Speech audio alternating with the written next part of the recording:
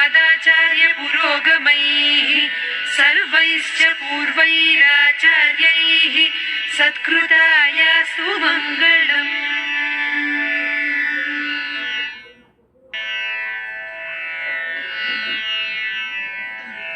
श्रियकान्ताय कल्याणनिधये निधयेऽर्थिनाम् श्रीवेङ्कटनिवासाय श्रीनिवासाय मङ्गलम्।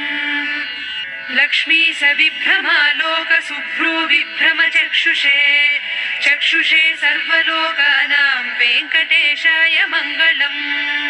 श्रीवेङ्कटाद्रिशृङ्गाग्रमङ्गलाभरणाङ्घ्रये मङ्गलानां निवासाय श्रीनिवासाय मङ्गलम्।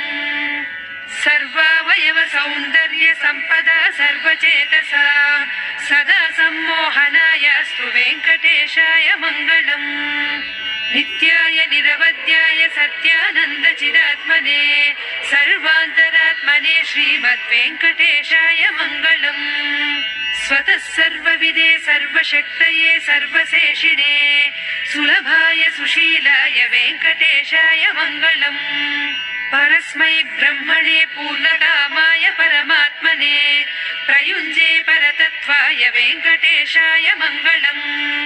आकालतत्त्वमश्रान्तमात्मनामनुपश्यताम् अतृप्त्यमृतरूपाय वेङ्कटेशाय मङ्गलम्।